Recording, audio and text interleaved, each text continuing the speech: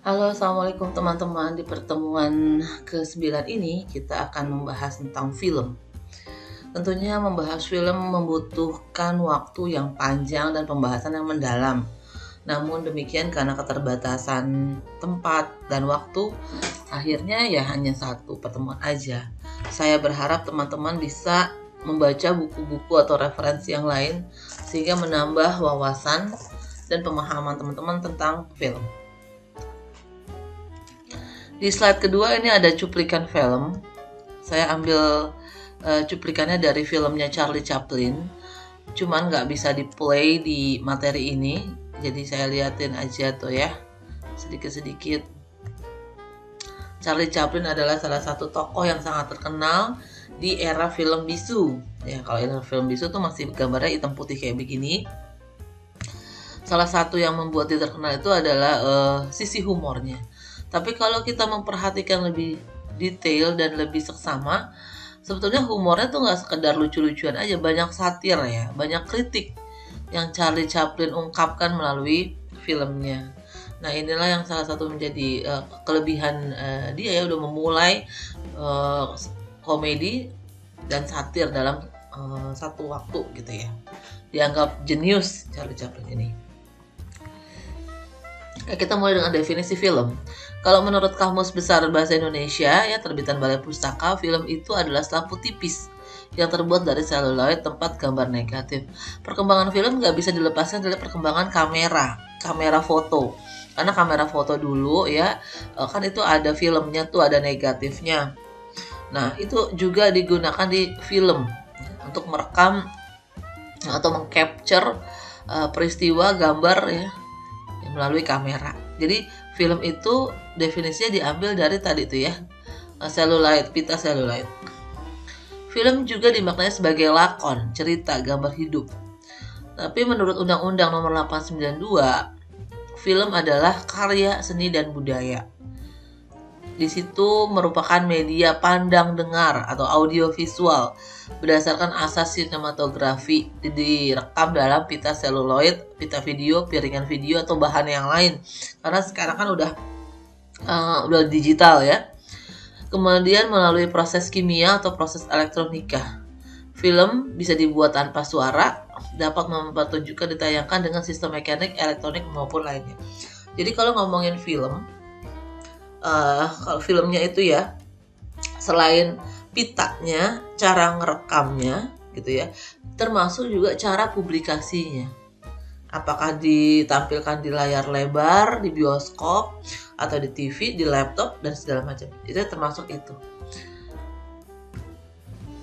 Film juga punya sejarah yang panjang ya. Di fakultas film ini kita ngomongin ini berkali-kali ya. Maksudnya pembagiannya sangat banyak gitu. Cuman kan karena kita terbatas ya, jadi hanya highlight-highlightnya aja. Sejarah singkat film internasional. Ini saya ambilnya dari bukunya Thomson and Fordwell.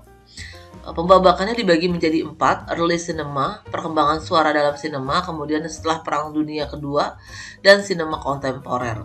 Early cinema adalah pembabakan atau dimana saat film itu baru muncul, baru dikenal orang.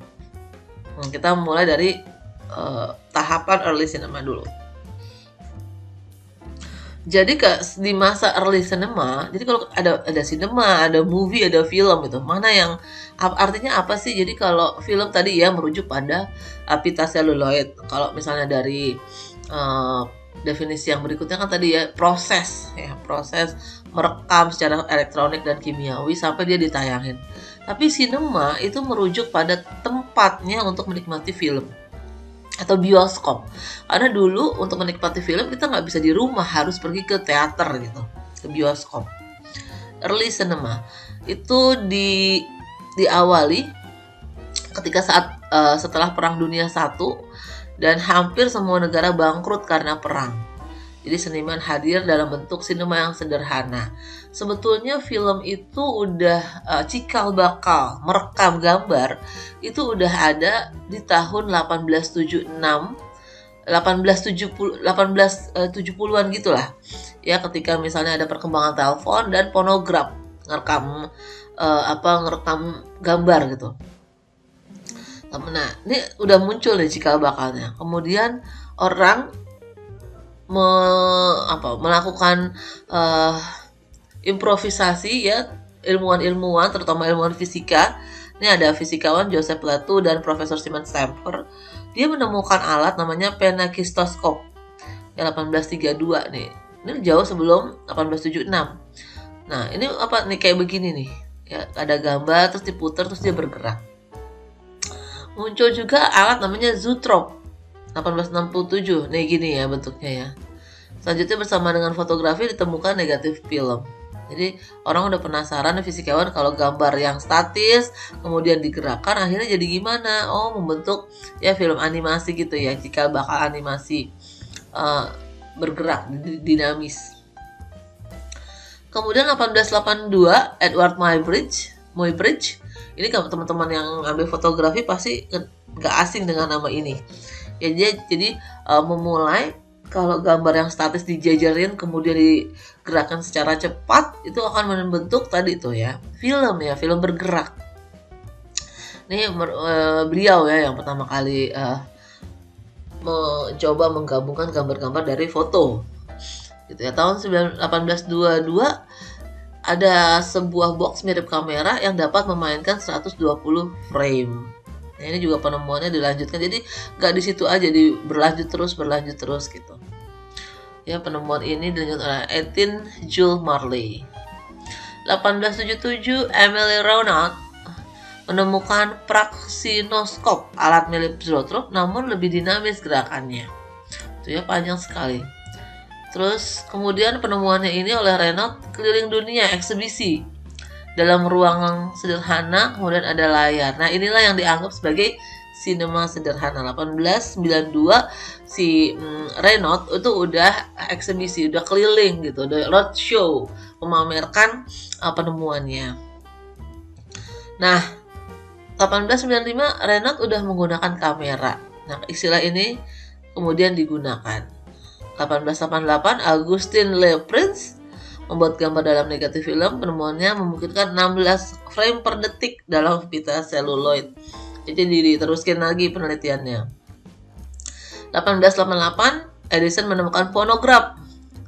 Terbang ke Prancis bertemu dengan Murray dan mengembangkan kineskop asal kamera video. Kemudian 1893 Edison dan Dickson berhasil membuat film durasi 20 detik berjudul Black Maria. 1897 Lumiere bersaudara berhasil menunjukkan karya film mereka dalam sebuah eksebisi. Jadi Lumiere bersaudara ini dari Prancis, ada penemuan dari Edison.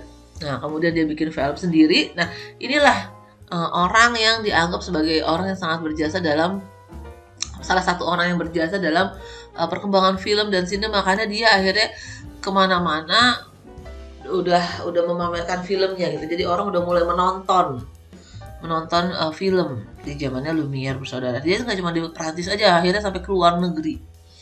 Nah. Kemudian pembabakan selanjutnya adalah ketika suara sudah bisa masuk ke dalam film, yaitu sekitar tahun 1926, 1945. Diingat-ingat 1920 itu radio udah mulai berkembang ya, udah bisa diterima siarannya di masyarakat. Nah, akhirnya kan seiring dengan perkembangan teknologi itu film juga begitu, akhirnya suara bisa masuk.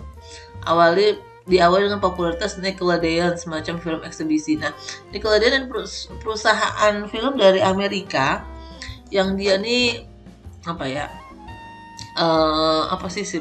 sebuah perusahaan yang jadi kalau ada mau nonton film sama dia yang jadiin IO-nya gitu. Maksudnya gimana ya? Maksudnya dia yang mengatur dari mulai sinemanya, filmnya apa gitu. Nah, dia juga keliling nih. Teknologi perfilman terus berkembang, bisnis sekarang banyak diminati dan akhirnya terlahirlah legalitas kontrol, termasuk paten.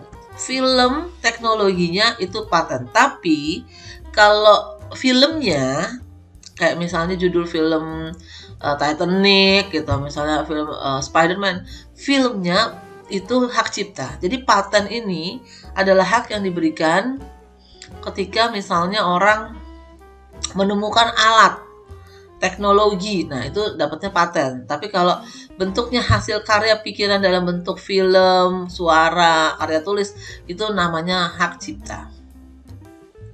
Nah, Edison sebagai pemilik paten terhadap kamera keadaan membentuk oligopoli karena minat untuk menonton film makin banyak. Akhirnya Edison udah mulai oligopoli itu artinya kumpulan perusahaan-perusahaan bekerja sama dengan perusahaan-perusahaan termasuk Nickelodeon untuk gimana nih, kayaknya kita nggak cuma eksebisi satu tempat aja, tapi kita bisa keliling membangun di tempat-tempat yang lain. Gak cuma nyediain tempatnya, tapi peralatannya, filmnya gitu, menyediakan itu. 1909, 1915 muncul perusahaan independen berjuang untuk hak-hak mereka. Nah, karena ini sistemnya oligopoli kan dia yang atur, ya semuanya dia yang atur. Sementara kan kreativitas orang di luar itu banyak. Maka muncullah perusahaan film indie gitu, ibaratnya independen. Yang masa sih harus lewat sini gitu, harus lewat Nickelodeon atau lewat Edison gitu, masa nggak bisa sih orang lain gitu ya. Jadi muncul ya, udah mulai tuh muncul kayak gituan.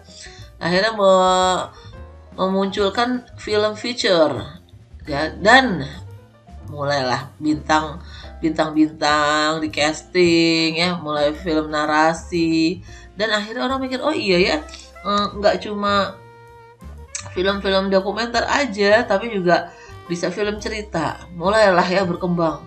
Film gak cuma dilihat dari sisi teknologi, tapi dari sisi isi, dari sisi narasi, dari sisi cerita.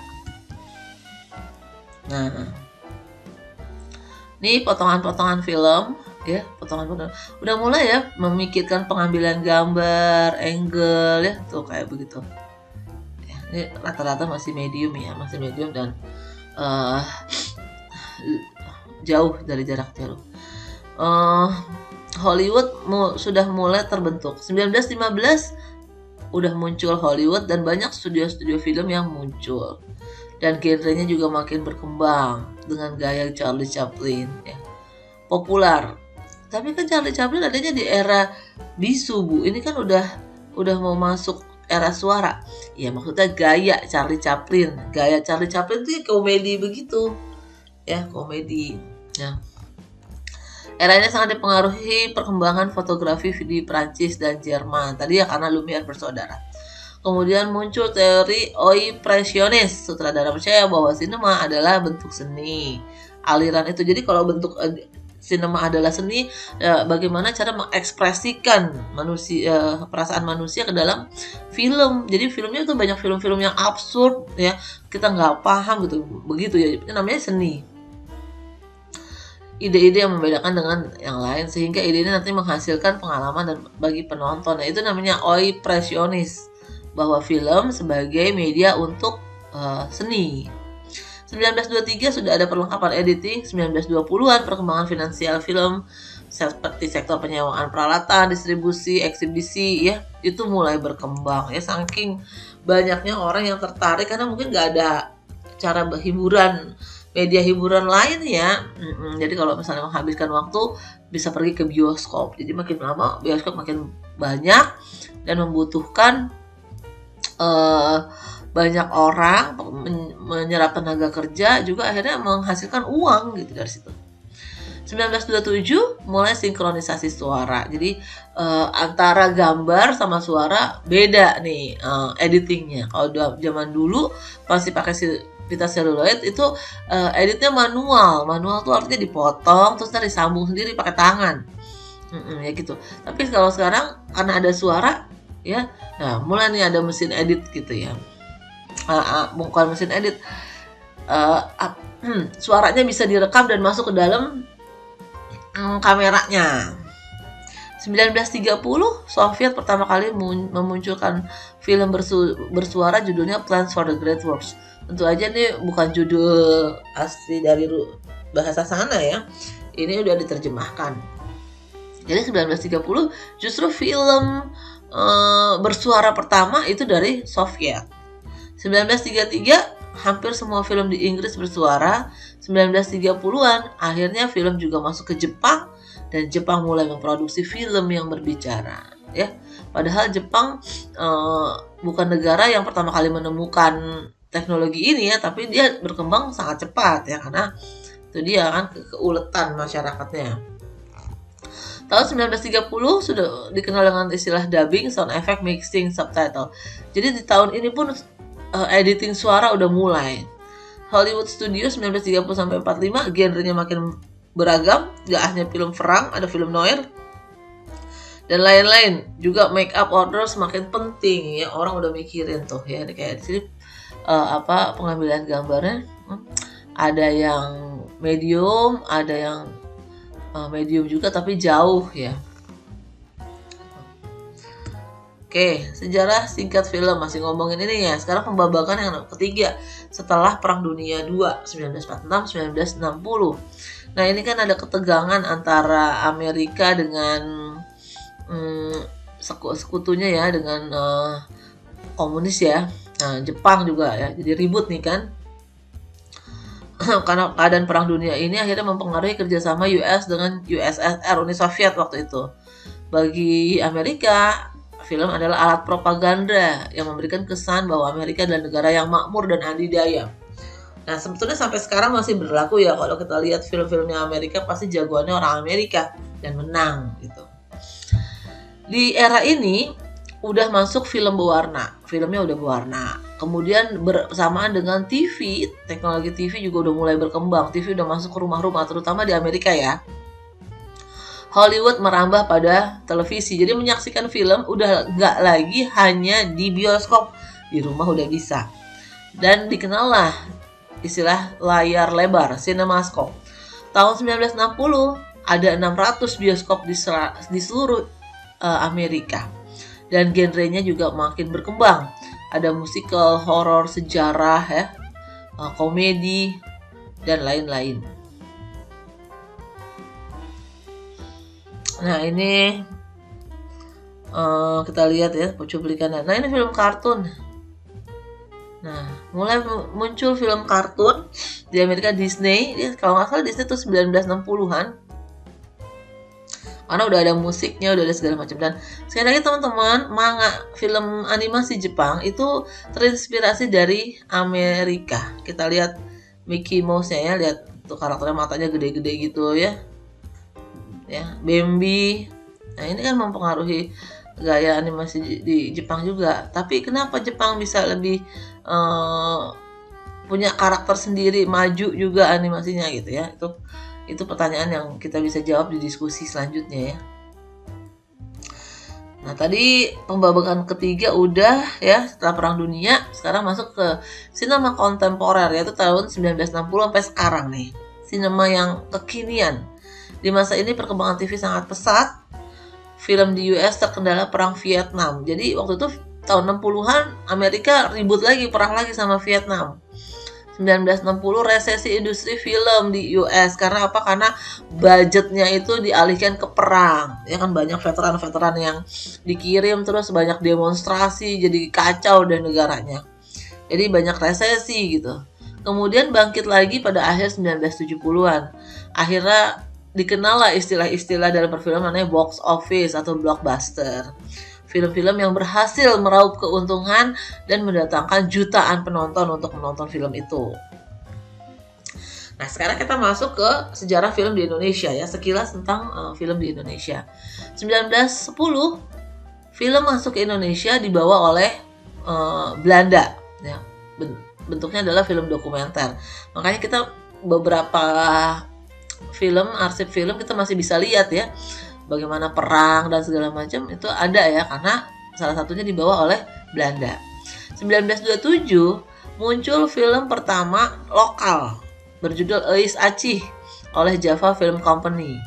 Jadi kalau ngomongin film kayak begini nih, Eis Acih ini film cerita. Kalau film cerita itu ada pelakonnya, ada pemainnya, ya, ada wardrobe-nya, ada penulis naskahnya. Jadi udah kompleks. Di 1927 udah bikin film cerita, sangat kompleks ya prosesnya. 1930 juga bikin judulnya Nyai Dasima oleh Tans Bersaudara. Bayangin, gak jauh sama perkembangan film di Amerika, di Indonesia juga ada ternyata ya. Nah, ini etnis Tionghoa sangat berperan dalam perkembangan film di Indonesia. Jadi sebetulnya kalau di Asia kan yang berkembang itu Hong Kong.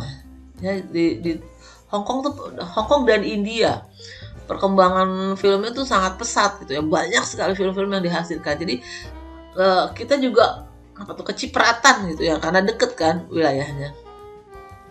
1937 perusahaan film Belanda Allegemen Netherlands Indies membuat sebuah badan ya yang disebut nama ANIF ya, untuk udah ngatur gimana nih aturan-aturan dalam produksi film. Ini dibikin sama Belanda nih.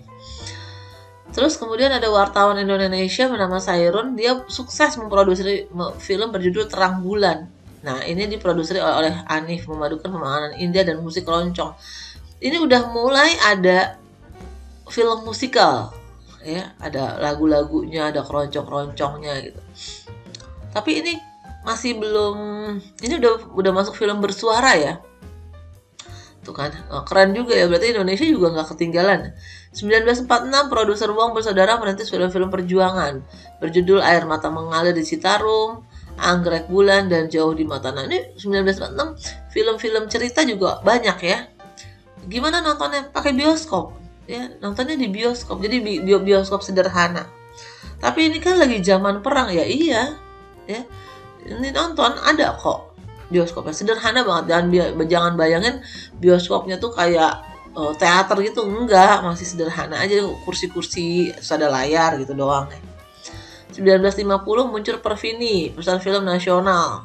Jadi 5 tahun setelah merdeka udah muncul ya berbagai macam organisasi di Indonesia. 1960 Indonesia ada masalah politik. Kalau di Amerika tadi perang Vietnam, di Indonesia PKI. Ya ada masalah itu kan.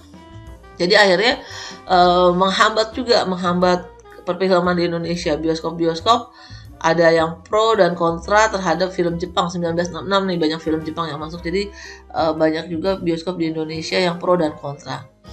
Oh iya, jadi ketika film ini mulai muncul sebagai sarana hiburan ya buat masyarakat, maka industri bioskop juga muncul. Walau bentuknya sangat sederhana.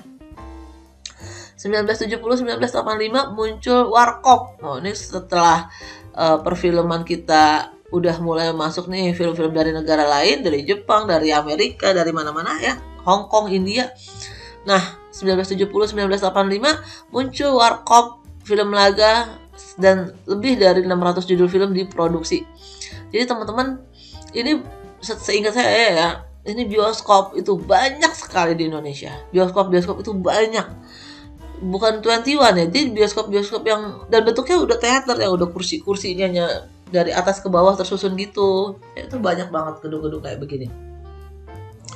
Hampir di semua kota-kota kita bisa dapetin ya, termasuk kota-kota kayak di Brebes, di mana gitu ya, kota-kota di Pacitan, itu udah ada bioskop ya.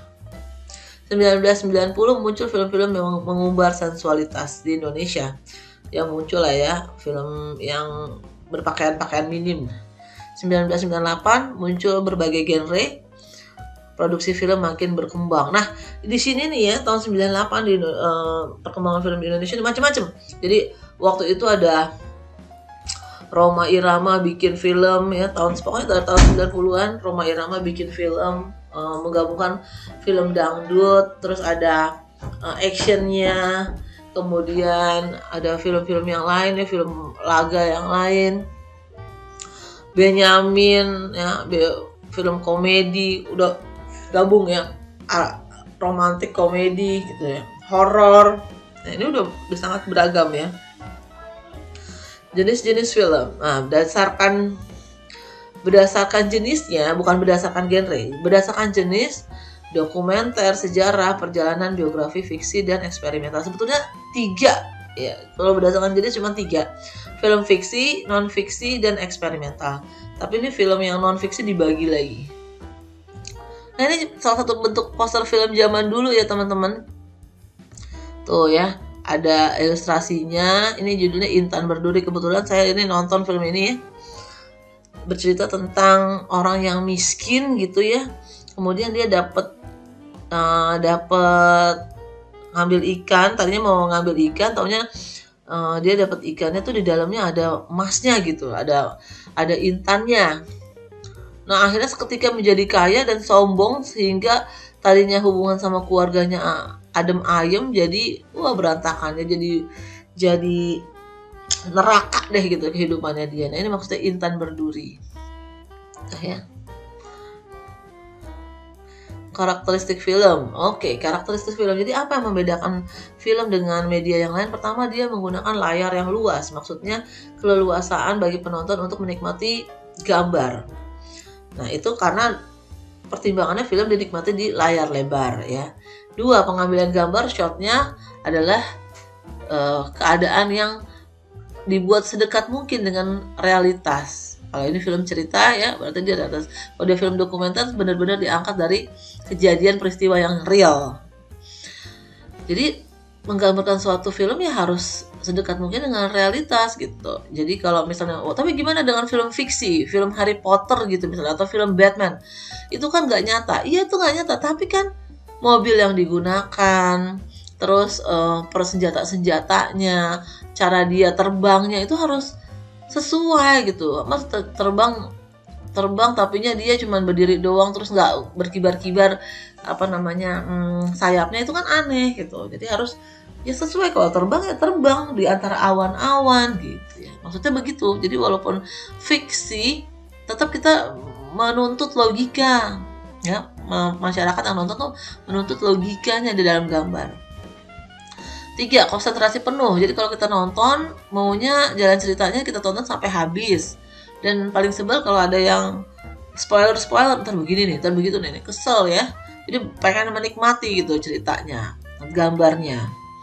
Identifikasi psikologis. Iya betul, di dalam film itu nggak cuman ada hiburan, tapi sebetulnya ada nilai-nilai yang kita bisa tangkap. Misalnya kayak tergantung sutradaranya. Kalau sutradaranya adalah orang yang menjunjung LGBT, bisa masuk juga tuh nilai-nilai LGBT. Atau kan misalnya sutradaranya menjunjung punya pemikiran yang agak liberal dan misalnya agak bagaimana, itu bisa masuk tuh di dalam film-film kita ya.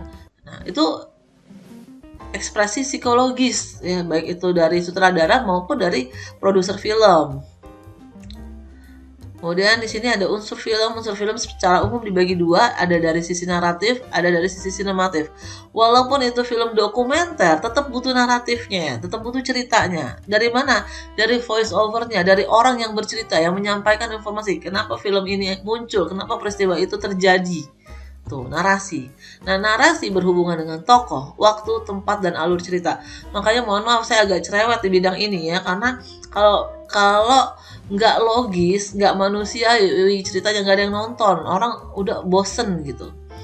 Sinematis, nah ini sinematis di sisi dilihat dari sisi tekniknya, pengambilan gambar, terus apakah itu angle kameranya, pencahayaan, editing, dan lain-lain. Tahapan produksi film. Tahapan produksi film secara umum dibagi menjadi 3, pre-production, production, dan post-production. Pre-production ini menyangkut misalnya research, reiki, production design. Research itu ya semua orang harus di riset sebelum membuat sebuah karya, itu riset dulu, riset tentang tempat, sejarah, riset tentang karakter ya, semua harus dipelajari. Reiki berhubungan dengan location hunting ya. Tempat mana yang pas untuk menggambarkan cerita ini. Dan production design, visual booknya. Sebelum take kamera gitu, sebelum take gambar, dibuat dulu angle-angle-nya supaya jadi ini punya gambaran orang-orang yang terlibat di sini. Masuk di production, ada setup production. Nah ini kru ya, kita mulai memikirkan kru yang tepat, yang enak kerjasamanya tuh cocok gitu ya. Terus artis-artisnya juga siapa aja, sampai misalnya ngomongin copyright. Dan di post production, tahapan editing, eksebisi, termasuk juga evaluasi. Nah ini ada satu cuplikan film ya, kita lihat aja ya cuplikannya tuh ya. Kalau film-film zaman dulu, misalnya kita mengambil setting tahun 70-an, ya mau nggak mau semua propertinya, wardrobe-nya, ya, terus tatanan rambutnya, make up-nya harus menggambarkan itu. Makanya susah kalau mau ngambil setting film yang terjadi di masa depan, karena harus dipikirin tuh ya. Gila-gilaan kerjanya nih tuh. Gambarnya bajunya ya begini. Ini film Ateng nih. Ateng tuh juga Ateng dan Ibu Tiri kalau nggak salah. Ateng dan Ibu Kota. Nah, tuh ya, oke. Dah, baik teman-teman. Pembahasan tentang film sampai di sini. Saya merekomendasikan teman-teman untuk menonton sebanyak-banyaknya film ya. Terutama film-film yang syarat dengan keilmuan kita. Terima kasih atas perhatiannya, semoga bermanfaat. Assalamualaikum warahmatullahi wabarakatuh.